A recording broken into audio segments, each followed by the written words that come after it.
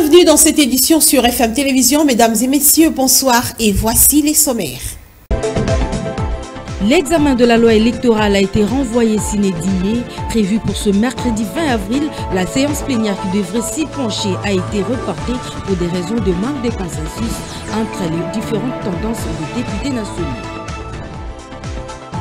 Bonne nouvelle pour les agents et fonctionnaires de l'État, leur salaire de base a été majoré de 30% dès ce mois d'avril. Et en sport, éliminatoire CAN Côte d'Ivoire 2023, la République démocratique du Congo évoluera dans le groupe I d'après les résultats du tirage au sort de la CAF. Encore une fois, bonsoir. Pour faire face à la flambée des prix sur le marché des produits de première nécessité, résultat des effets de la guerre en Ukraine, le comité de conjoncture économique a annoncé les gels de la taxe sur la valeur ajoutée sur certains produits de première nécessité. Suivez les détails dans ce reportage. Pour faire face à la flambée des prix de l'énergie et des produits céréales depuis le début de la guerre en Ukraine, le gouvernement congolais a annoncé quelques mesures afin de soutenir les ménages et les commerces. Pour ce faire, l'exécutif central va notamment ajuster la fiscalité sur certains produits. Au cours de cette réunion de l'évaluation de la conjoncture économique, les membres du gouvernement se sont apaisantis sur des solutions à apporter aux chocs externes, notamment la suppression de la TVA sur certains produits de première nécessité. Dans cette série de produits, l'on note par exemple les ciments, les boîtes de conserve et les céréales. La décision a été prise pour contenir les mouvements des prix et aller ainsi vers leur baisse. Quant aux produits pétroliers, le gouvernement pense à une nouvelle fois revoir la structure des prix. Le gouvernement congolais s'applique également pour s'adapter à la hausse des prix au niveau international. Le Premier ministre Jean-Michel Sama Lukonde a insisté à ses collaborateurs sur la nécessité de constituer la réserve stratégique pour le pays. Et le gouvernement central a augmenté de 30% les salaires des bases des agents et fonctionnaires de l'État dès ce mois d'avril. L'information ressort d'un protocole d'accord signé entre le gouvernement et l'intersyndicat de l'administration publique, nous dit Ruth Dinonzei. Ce protocole d'accord signé entre le gouvernement congolais et l'intersyndical de l'administration publique porte sur l'augmentation du salaire de base de tous les fonctionnaires et agents publics de l'État. L'augmentation sera de l'ordre de 30% en moyenne dès ce mois d'avril et sera portée à un total de 45% pour le mois de juillet 2022. Cette mesure concerne tant les personnels civils de l'État que ceux militaires de l'armée et de la police nationale congolaise. Selon le vice-premier ministre et ministre de la fonction publique Jean-Pierre Liaou qui a présidé cette réunion, le gouvernement congolais a la volonté d'améliorer les conditions sociales de tous les fonctionnaires de l'État. Tous les engagements que le gouvernement avait pris seront tenus, seront respectés. Je vous fais remarquer que depuis janvier, les rabattements fiscaux de l'IPR de 15 à 3% a été rendu effectif. Et qu'aujourd'hui, ceux des agents qui disposent de primes peuvent témoigner que, effectivement, un coup de pouce a été donné à leur pouvoir d'achat. Fait suite aux options levées lors des travaux présidés à Bibois au mois de novembre 2021 par le vice-premier ministre et ministre de la fonction publique sous la coordination du premier ministre Jean-Michel Sama Lukonde. Retenez que cette mesure a été prise par le gouvernement après le rabattement de l'impôt professionnel sur les revenus IPR ainsi que la mécanisation de plus de 22 000 fonctionnaires de l'État. Il n'y a pas eu débat sur la loi électorale ce mercredi à l'Assemblée nationale comme initialement prévu. La cellule des communications de la Chambre basse du Parlement a annoncé plutôt un nouveau report de ces débats attendus de tous pour une date ultérieure. Et cette fois-ci, c'est sans raison valable. C'est ce qu'annonce Patrick Kangouo dans ce reportage. Il faut encore attendre quelques jours de plus pour voir la loi électorale être débattue à l'Assemblée nationale. Les sources de la Chambre basse du Parlement n'ont pas encore fourni des raisons pouvant justifier ce report. Cependant, il faut dire que les violons ne se sont toujours pas accordés entre les partis au sein de l'hémicycle. Si les uns veulent le débat, les autres se rangent encore derrière la logique du consensus sur le processus électoral en dehors des institutions. Le cas du Front commun pour le Congo, PRO, Kabila, dont les députés nationaux ont claqué la porte de la plénière le jeudi dernier, qui devait statuer sur cette cause.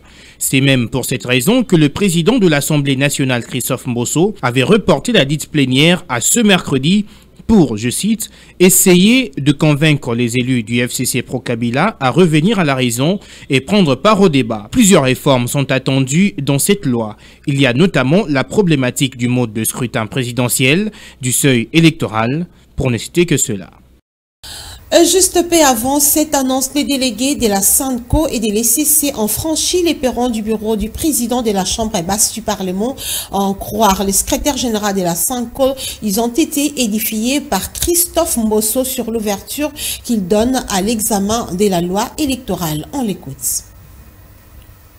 Compte tenu du climat de méfiance qui existe à partir de ce qu'on a connu dans le passé par rapport au processus électoral, l'ECC et la SENCO qui sont convaincus qu'il faut un minimum de consensus pour des élections inclusives, crédibles et apaisées, a fait le tour en commençant par l'Assemblée nationale et on a bouclé les tours. Maintenant, on est revenu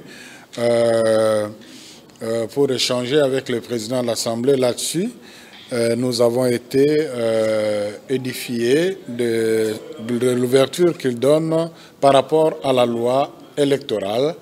Et je pense que par rapport à cela, s'il y a des cahiers de charges, s'il y a des gens qui pensent qu'on peut se retrouver dans un contexte pour chercher un contexte dans ce cadre-là, c'est faisable.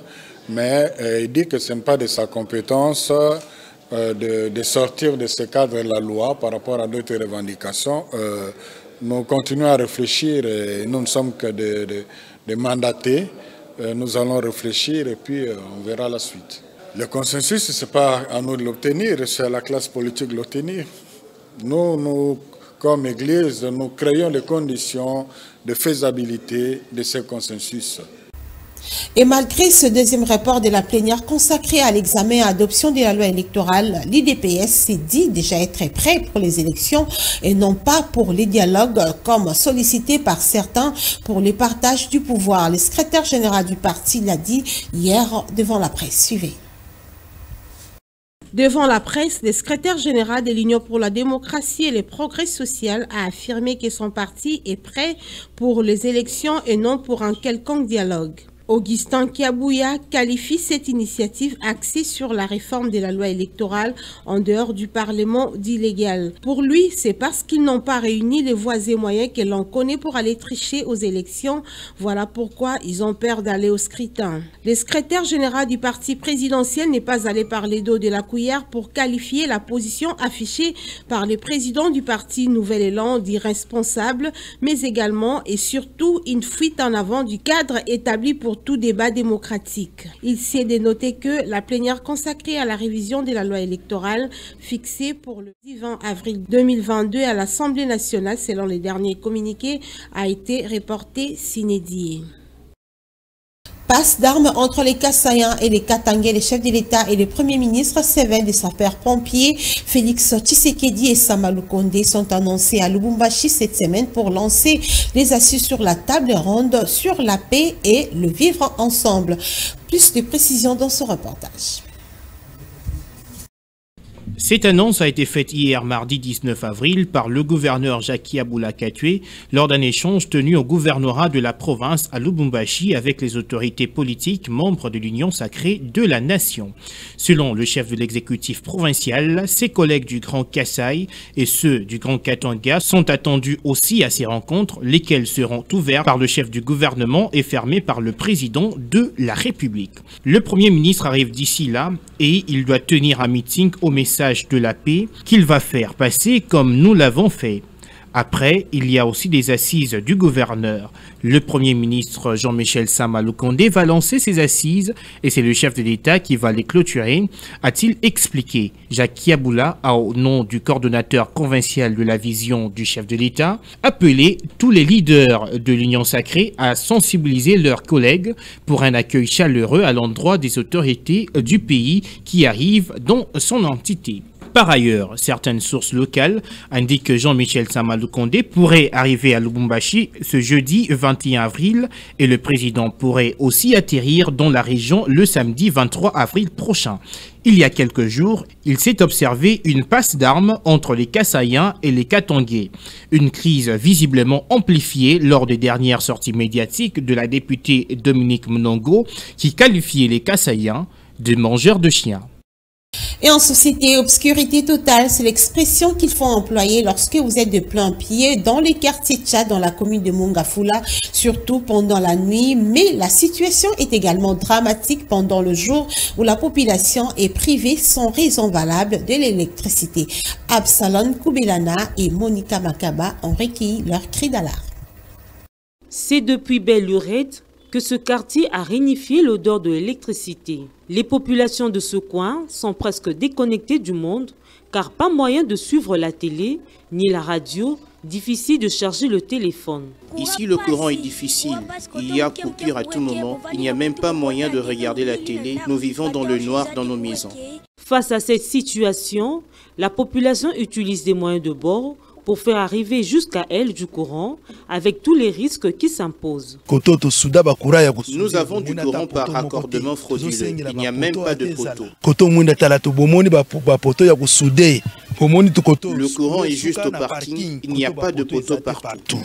L'insécurité, c'est un autre fait malheureux qui est la conséquence du manque d'électricité. Au quartier Tchad, il n'est pas du tout aisé de se promener la nuit. Nous courons beaucoup de risques ici. Il y a de petits qui ne veulent pas travailler, mais qui sont là que pour menacer les gens en route. En plein 21e siècle, avec l'évolution de la modernité, l'électricité se veut qu'incontournable, notamment dans le processus du développement de la population et son épanouissement. En sport, après les éliminatoires de la Coupe du Monde, place à présent aux éliminatoires de la prochaine Coupe d'Afrique des Nations Côte d'Ivoire 2023.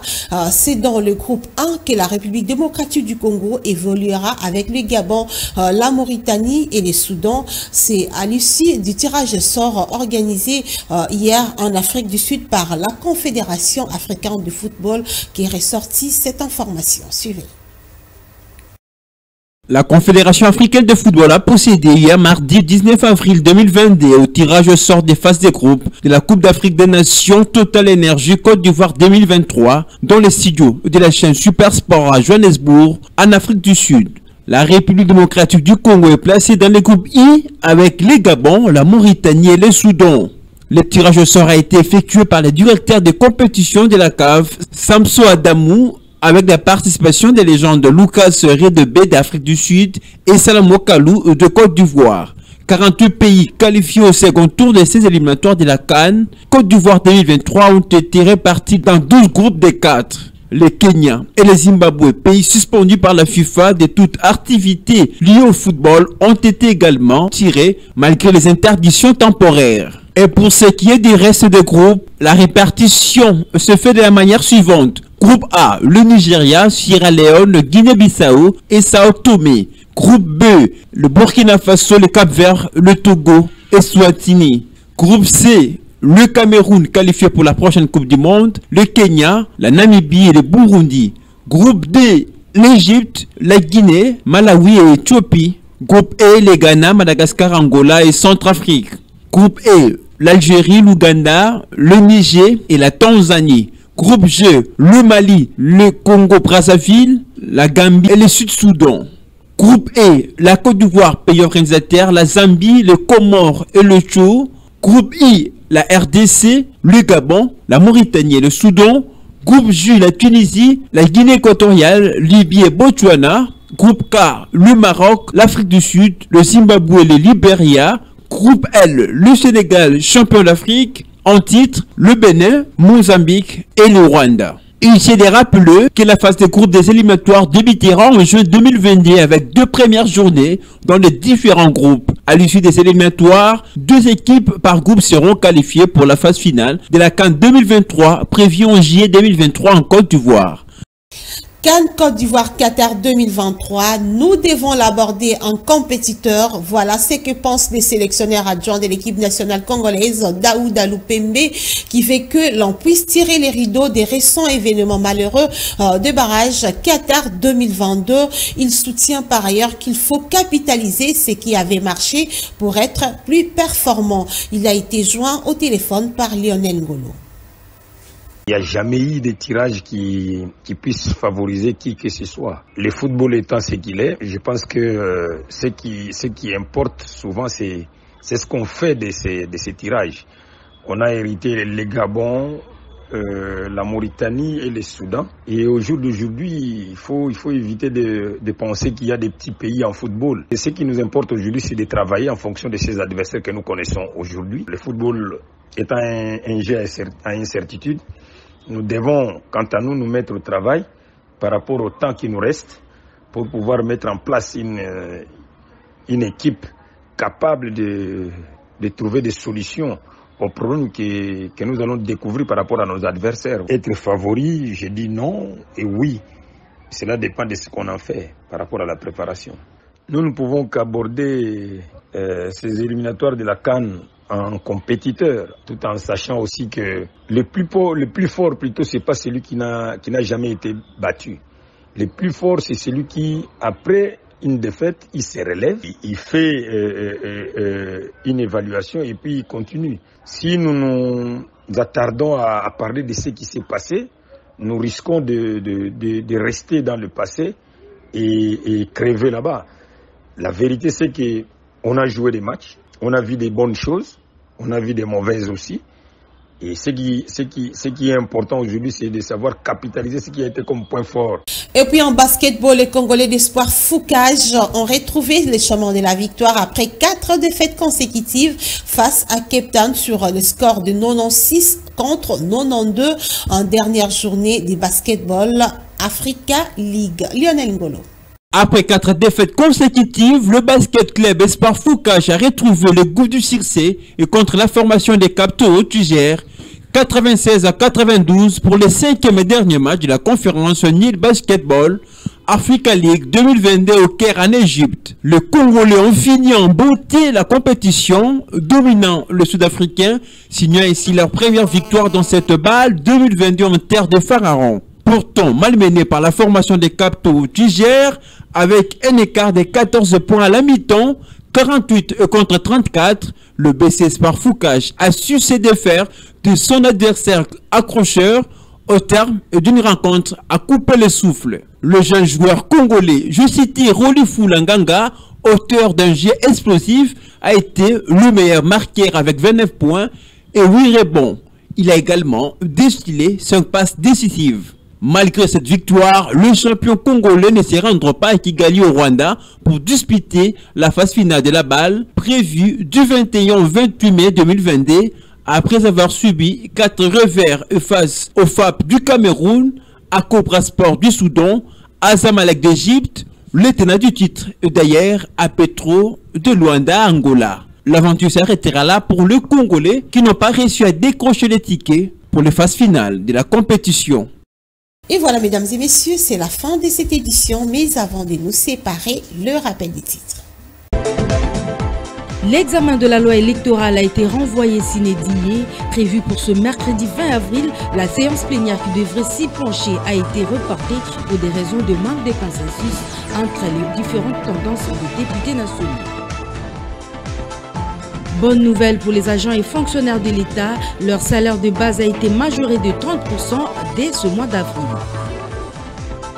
Et en sport, éliminatoire CAN Côte d'Ivoire 2023, la République démocratique du Congo évoluera dans le groupe I d'après les résultats du tirage au sort de la CAF. Point final à cette édition du journal, mesdames et messieurs, merci de nous avoir suivis.